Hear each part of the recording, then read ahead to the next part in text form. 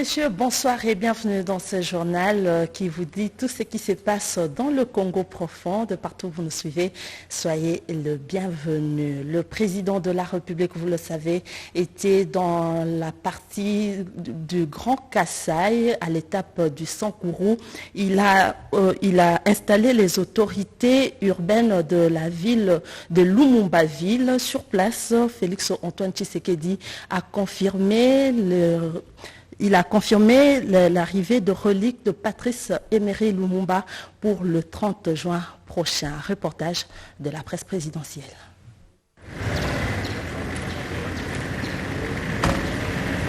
Avant de quitter la province du Sankourou et mettre totalement un terme à sa mission officielle d'itinérance dans l'espace Grand Kasaï, lancé depuis 2 semaines, le président de la République, Félix Antoine Tshisekedi Tshilombo, a parcouru 25 km pour assister personnellement à l'installation effective des autorités nouvellement nommées pour diriger la nouvelle ville à Onaloa, baptisée Lumumba-ville.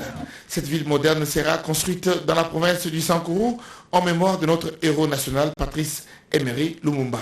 Le chef de l'État a rassuré la population de Lumumba-ville de la matérialisation de ces projets à court terme dont l'ordonnance la créant a été déjà signée.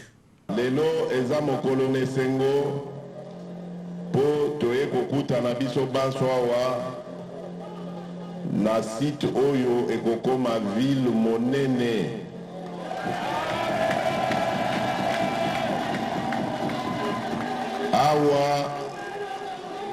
Awa na mikolo na bambula ekoya tokotonga mboka oyo ekobengama Lumumba ville.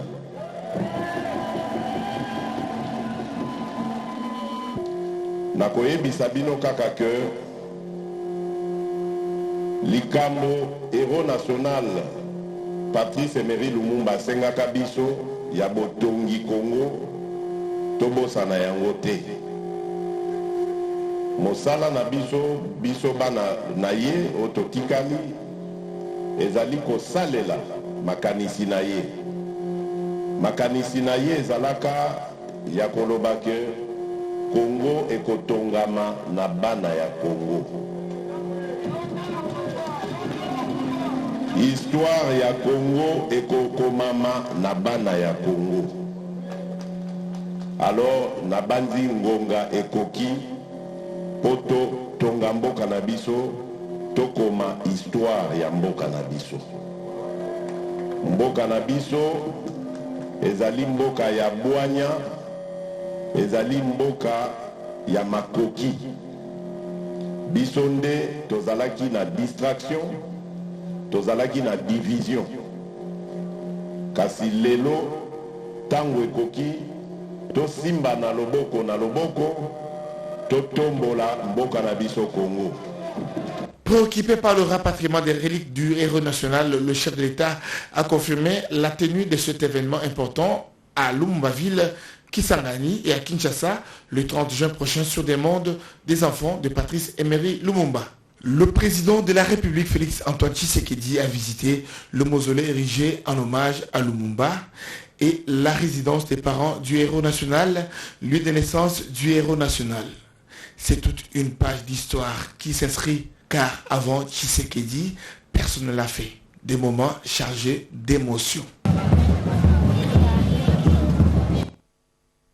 Les forces vives de cette province, précisément à Tchoumbé, ont été reçues par le président de la République, Félix Antoine Tshisekedi, avant d'échanger avec l'évêque de Tchoumbé. Plusieurs points ont été passés en revue, notamment le désenclavement de la province, la construction des infrastructures de base et la relance économique de la province du Sankourou. Reportage. Pendant ces 24 d'itinérance à Tchoumbé dans la province du Sankourou, le chef de l'État a accordé quelques audiences à la notabilité locale. Le bal a été ouvert par l'évêque de Tchoumbé, ancien président de la conférence épiscopale du Congo.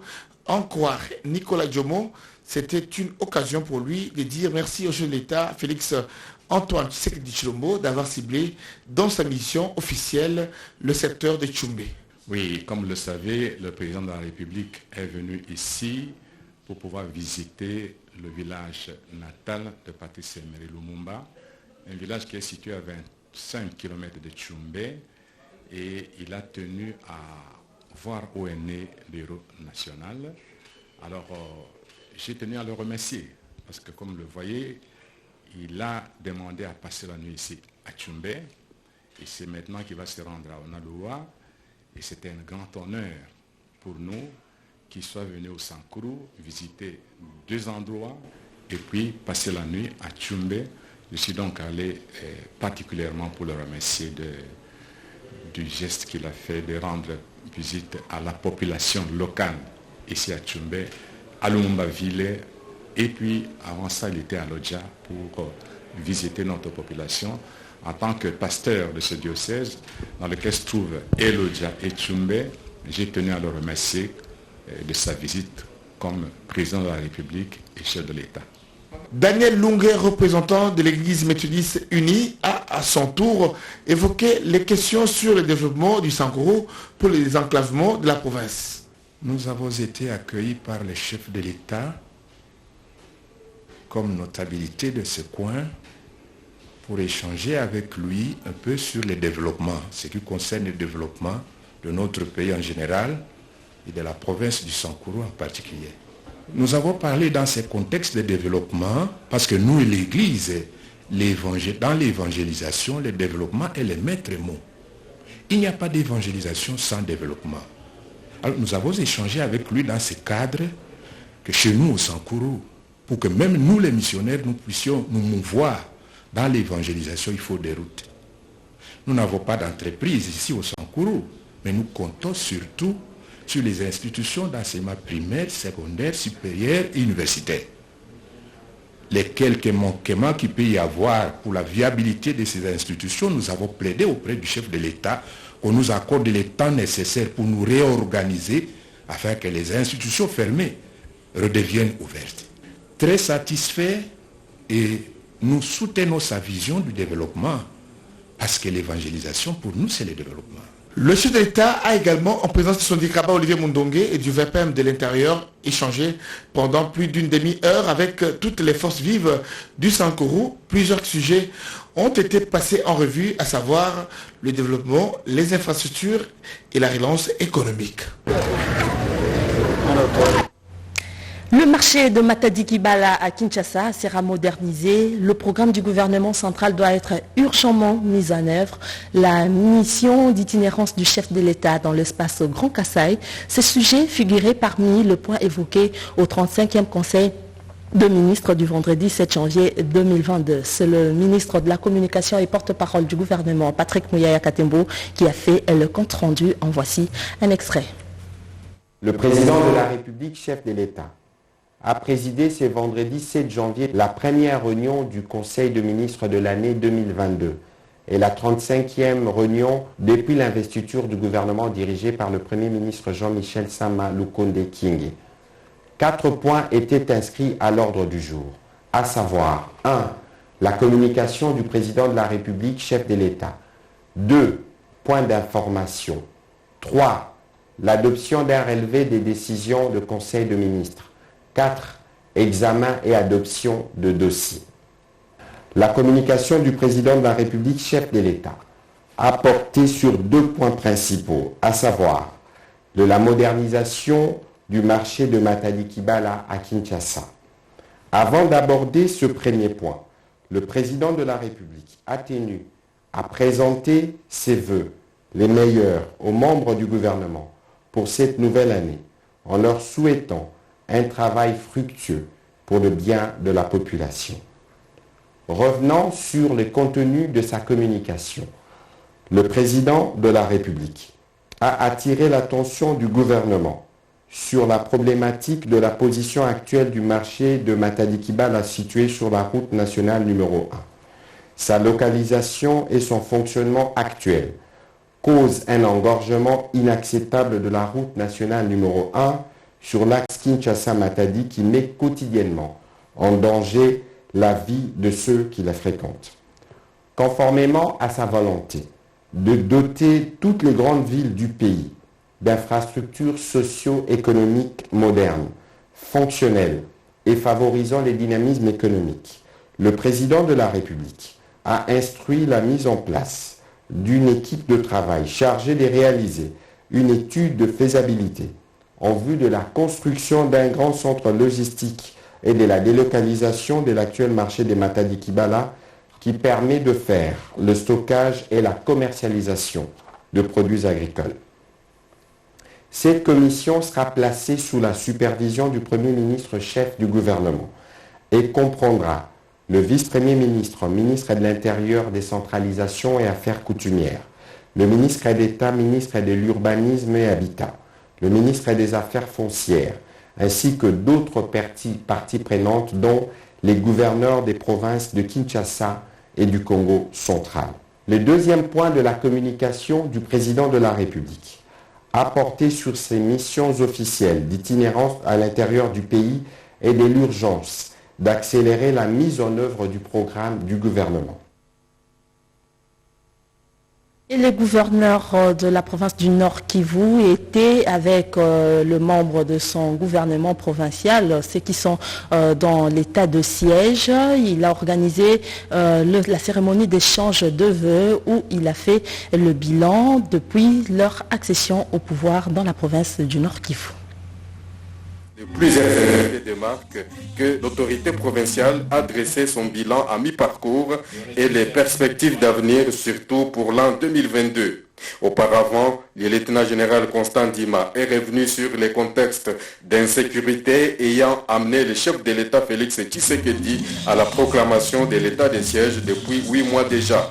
S'agissant de l'auto-évaluation de cet état de siège, le gouverneur militaire a affirmé de bons résultats. Il a souligné la consolidation de ceux-ci avec la mutualisation des forces entre les FRDC et UPDF contre les ADF. Outre le travail fait sur le plan sécuritaire, Constant Ndima a brossé d'autres réalisations dans le secteur des infrastructures, dont l'ouverture et la réhabilitation de plusieurs axes routiers, l'appui à la riposte contre Covid-19 et Ebola, ainsi que la forte mobilisation des recettes et la gestion de la période post-éruption volcanique. Plusieurs mesures, décisions, plaidoyers et politiques publiques sont envisagées à court terme ou en urgence, c'est-à-dire au cours de cette année.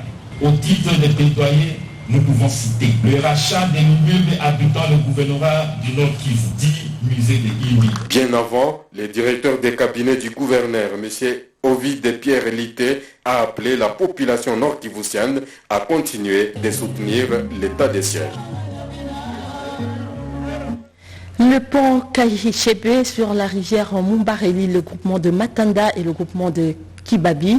Ce pont a été emporté par les eaux de pluie en novembre dernier. Le travail de construction de ce pont a été lancé et le gouverneur militaire, le lieutenant-général Constant Ndima, a inspecté l'évolution de travaux situés dans la cité minière de Rubaya.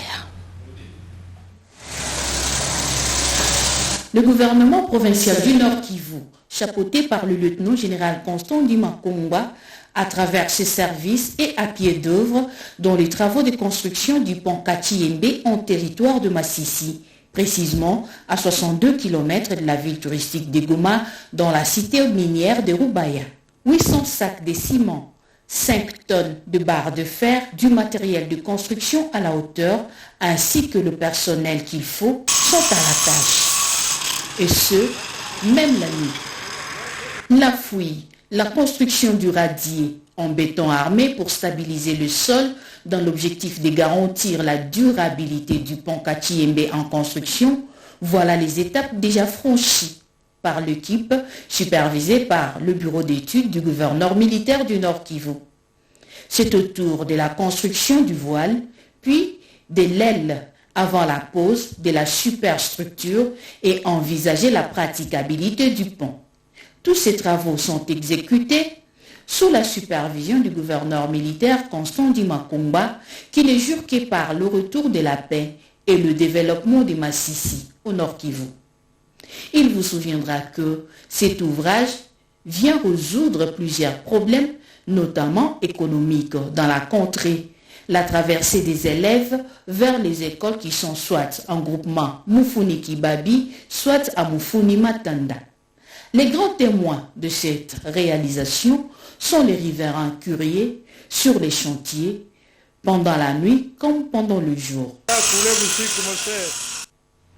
Dans la poursuite des travaux de construction de la route qui mène vers la chute Nandoumbé en pleine forêt équatoriale, cette route vient d'atteindre les sites miniers de Vatican. Occasion pour l'évêque du diocèse de Wamba de dire la toute première messe dans cette partie de sa juridiction ecclésiastique en présence du gouverneur Christophe Bassiané Nanga. Vatican, dans ce foyer minier situé à environ 140 km d'Isiro en territoire de Wamba, secteur MMB, c'est l'Ifori qui gagne la population. Dès son arrivée ici, le gouverneur du Haut-Tulé, accompagné de plusieurs personnalités, dont de ministres, de membres du comité de sécurité et autres collaborateurs, s'installe dans ces hangars érigés pour prendre part à cette messe célébrée par l'évêque du diocèse de Wamba, Janvier Kataka, pour la circonstance. Juste après, Trésor Karomé, représentant de la communauté locale, décide de briser le silence. Une gratitude qui ne laisse pas indifférente l'autorité provinciale.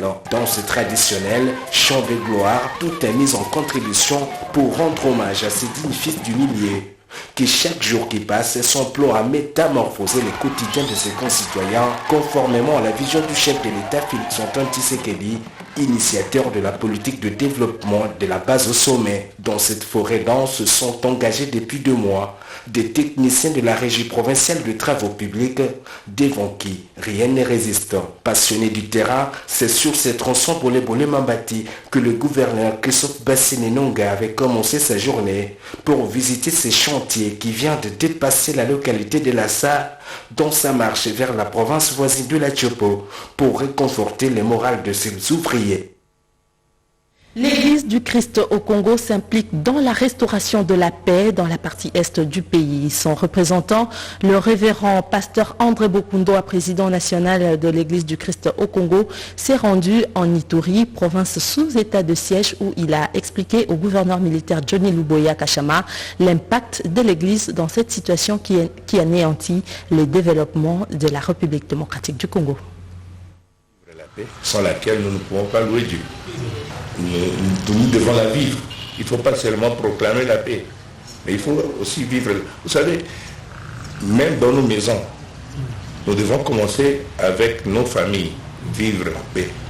Ce n'est pas proclamer la paix, mais nous devons nous-mêmes vivre cette paix et la transposer ailleurs. La vie est sacrée. S'ils sont vraiment des chrétiens, ils doivent savoir que la vie appartient à Dieu, que ce n'est pas bien de détruire les vies au nom d'une idéologie quelconque. Le Seigneur Jésus nous dit, aimez-vous les uns les autres.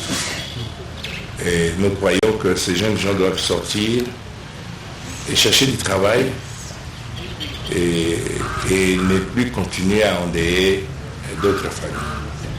S'ils sont chrétiens, s'ils sont réellement chrétiens, qu'ils quittent ces groupes armés et qu'ils travaillent pour la paix au Congo. Tuer n'est pas une solution. Tuer n'a jamais été une solution. Tuer ne sera jamais une solution.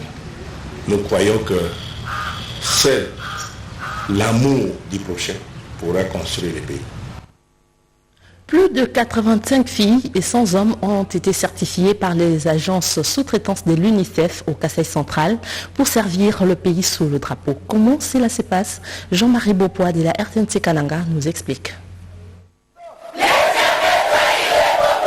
Après avoir passé avec brio ce 28 décembre 2021, l'étape d'identification et de certification effectuée par l'UNICEF et d'autres agences sous-traitances, ce 85 filles et 100 garçons doivent rejoindre dès ce mercredi 29 décembre 2021 le centre d'instruction. Une étape qui réjouit ces nouvelles recrues qui ont choisi de servir le pays sous les drapeaux, ainsi que les directeurs chargés des recrutements, colonel Milongo Chamakanda du ciel. On n'a certifié aucun mineur ou aucune mineure, parce que vous voyez derrière moi, il y a le recrutement mixte, il y a les filles d'un côté et les garçons de l'autre.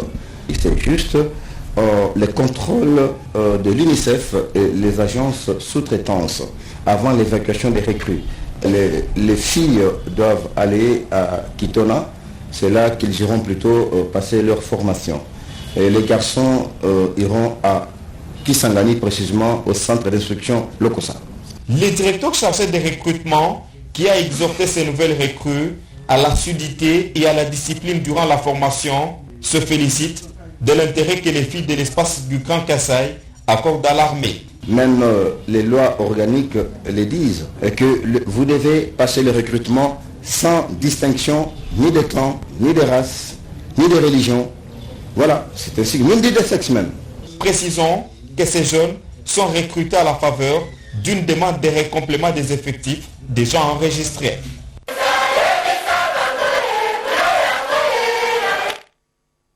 Autre chose dans ce journal, des irrégularités constatées dans la désignation des acteurs au sein des établissements de l'enseignement supérieur et universitaire. Le Premier ministre Jean-Michel Samaloukonde a apaisé les esprits à travers la surséance de cet arrêté.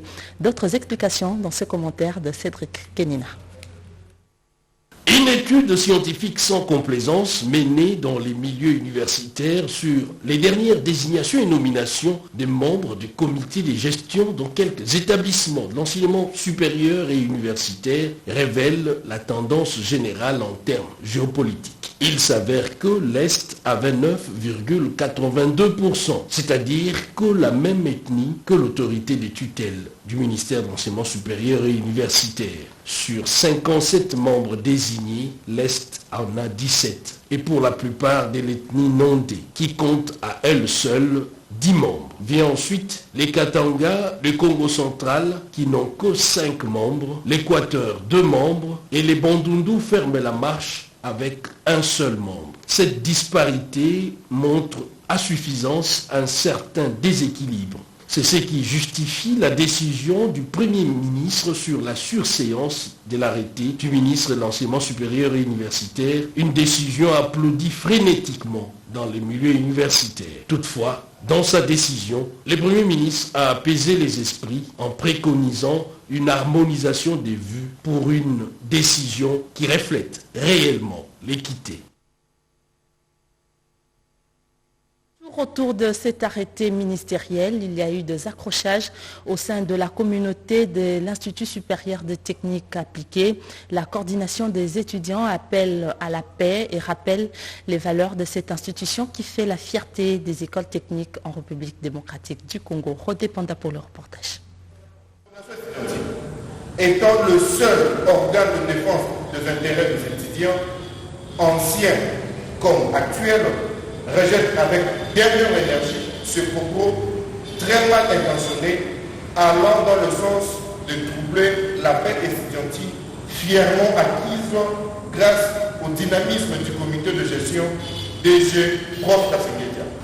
Concernant notre âme amateur, nous sommes fiers d'avoir rendu et défendu son honneur aux côtés du comité de gestion. Les performances enregistrées peuvent illustrer à travers le différents concours des œuvres scientifiques gagnées. Il y a l'heure de citer Expo Béton. L'équipe d'étudiants de l'ISTA a gagné le premier prix après avoir exposé un modèle d'une ville intelligente Smart City. Expo RDC. Dans cette exposition des œuvres d'esprit organisée par Expo RDC ASBEL sur 22 concurrents des universités et instituts nationaux, 8 prix ont été décernés. L'ISTA a été le seul établissement qui a décroché 2 prix. Le premier prix, système de la production d'énergie électrique et des engrais biologiques à partir de génie. Et dans le cadre de ces vacances parlementaires, le sénateur Ogu Ilunga est allé s'enquérir des explications, des éclaircissements auprès des exécutants de travaux au chantier à Mbujimaï dans le cadre du projet Chilejelu. Il s'est exprimé au micro de Rodé Panda. temps de ses vacances parlementaires, le sénateur Ogi Ilunga Chivuilam a tenu palper la réalité de l'exécution du projet Chilejelum à Mbujimayi, dans la province du Kasaï oriental. Un tour des chantiers effectué qui l'a conduit successivement au complexe scolaire 4 janvier, à l'hôpital de Kanselem ainsi qu'à l'hôpital général de référence de la Mouya. Le complexe scolaire Kalenda Moudichi qui a contribué aussi à l'éducation scolaire du président de la République Félix Antoine Tshisekedi Tshilombo a bouclé cette première étape de la ronde. Le responsable du bureau d'études chargé de suivi et contrôle des travaux a livré au sénateur Ogi Ilunga quelques explications avant que ce dernier confirme que les travaux avancent comme prévu. C'est la population qui venait vers moi pour raconter des bobards. Non, dans tous ces clôtures en tôle là, il n'y a rien qui s'est fait. Mes impressions sont bonnes. À propos du prétendu détournement qui alimente des polémiques dans les médias et sur la toile, l'ingénieur Kachala de l'Office de la voirie et drainage OVD est formel devant le sénateur Ilunga Chivuilam. Il n'y a pas eu de détournement. Chilejelum, c'est un partenariat public-privé. C'est l'entreprise qui préfinance les travaux, donc il n'y a pas d'argent détourné. L'élu des élus du Kasaï oriental a aussi visité les chantiers de Mutomboli Kebe à Kibombo. Ici, une école primaire est déjà fonctionnelle. D'autres ouvrages sont en cours de réalisation. Une initiative privée encouragée par les sénateurs qui s'est aussi rendue sur la nationale numéro 1 menacée de coupure au niveau de Kabwe à 12 km de Mbujimayi. L'équipe de l'office de route est déjà à pied d'œuvre pour stopper la progression. Sur son chemin de retour, le sénateur Ogi Ilunga Chivuilam a assisté à la cathédrale Saint-Jean Bonzola à la messe dite en mémoire de feu Monseigneur Tarcisse Chibangu Chisiku, évêque émérite du diocèse de Mbujimayi. Les chefs coutumiers sont souvent entraînés dans des conflits politico et administratifs. Ceux de Chikapa, dans le Kasaï, plaident pour l'implication du chef de l'État en vue de remettre de l'ordre dans ces secteurs. Ils se sont exprimés au micro de la RTNC Chikapa. De Balouba de l'espace Grand Kasaï.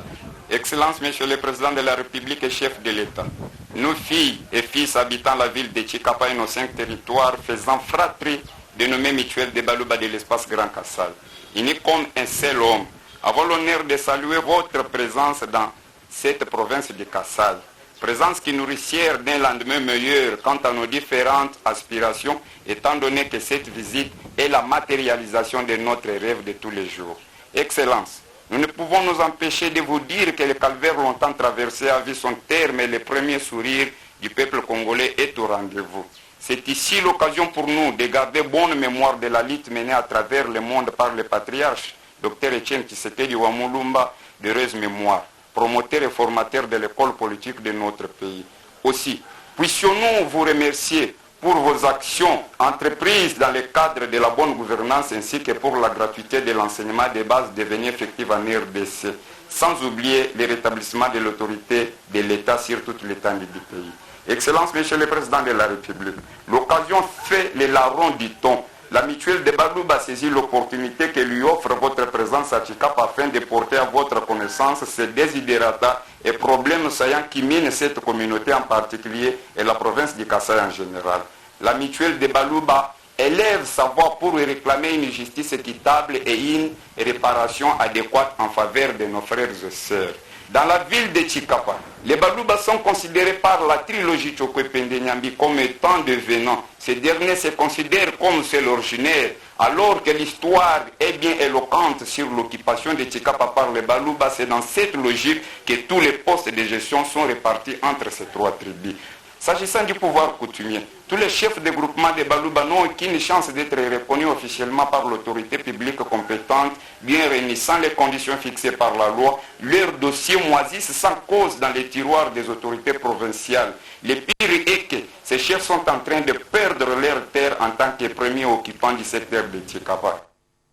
Et à l'occasion de festivités de Noël 2021, bonne année 2022, la haute direction de la Direction générale de douane et Axis ainsi que l'ensemble du personnel ont l'insigne honneur de présenter leurs vœux le meilleur à son Excellence M. Félix Antoine Tshisekedi Tshilombo, président de la République. aux honorables membres de l'Assemblée nationale et du Sénat, à son Excellence Monsieur le Premier ministre et chef du gouvernement, à leurs Excellences membres du gouvernement.